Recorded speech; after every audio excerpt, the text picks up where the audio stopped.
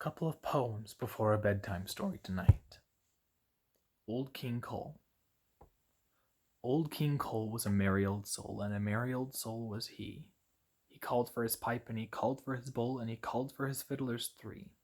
Every fiddler had a very fine fiddle, and a very fine fiddle had he.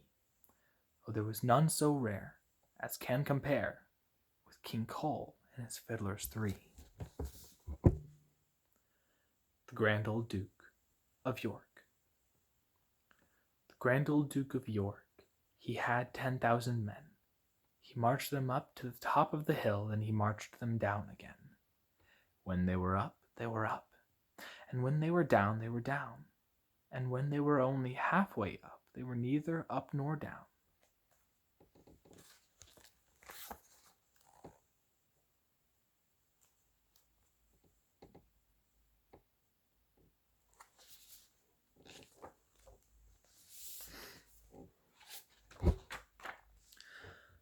The Tale of Puss in Boots. There was once an old miller who had 3 sons. When the miller died, he left his mill to the oldest son.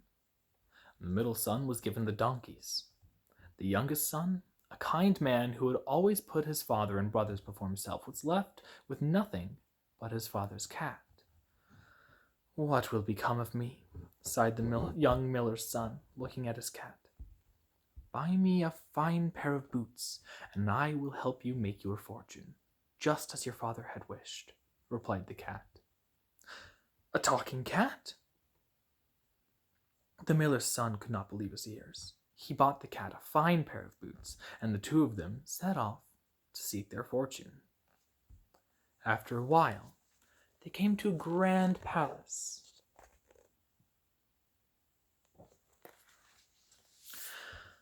"I wish I could live so grandly," sighed the miller's son. Later, the cat went hunting and caught a rabbit. He put it in a sack and took it to the king. "A gift from my master, the Marquis of Carabas," said the cat, pretending that the miller's son was a grand nobleman. "Now the king will want to know all about you," laughed the cat when he told his master what he had done. The cat delivered gifts all that week, and the king soon became very curious. So much so that he decided that his daughter should meet this mysterious Marquis of Carabas. The clever cat rushed back to his master, telling him to take off all his clothes and stand in the river by the side of the road. The puzzled miller's son did just as he was told, and the cat quickly hid his master's tattered clothes behind a rock. When the cat heard the king's carriage coming, he jumped out into the road. "Your Majesty," cried the cat, "my master's clothes were stolen while he was bathing in the river." The king gave the miller's son a suit of fine clothes to wear, and invited him into the carriage. The miller's son looked very handsome in his new suit, and the king's daughter fell in love with him at once. Meanwhile, the cat quickly ran on ahead. Every time he met people working in the fields, he told them, "If the king stops to ask you who owns this land, you must tell him that it belongs to the Marquis of Carabas." Beyond the fields, the cat reached a grand castle belonging to a fierce ogre.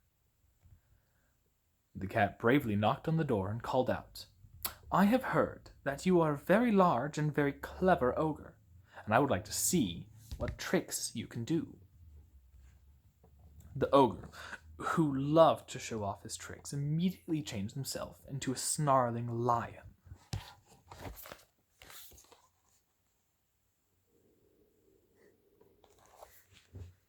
"Well, that's very clever," said the cat, "but a lion is very large, and I think it would be more impressive to change yourself into a tiny mouse." At once, the ogre changed himself into a tiny mouse, and the cat pounced on him and ate him up. Then the cat went into the castle. He told all the servants that their new master was the Marquis of Carabas, and that the king was coming to visit them. When the king arrived at the castle, the cat purred, "Your Majesty, welcome to the home of the Marquis of Carabas." The cunning cat told his master to ask the king for his daughter's hand in marriage, and that's exactly what he did. The king, impressed by the nobleman's wealth, agreed, and soon the Marquis of Carabas and the princess were married. The cat was made a lord of their court and was given the most splendid clothes, which he wore proudly with his fine boots. And they all lived happily ever after. The end.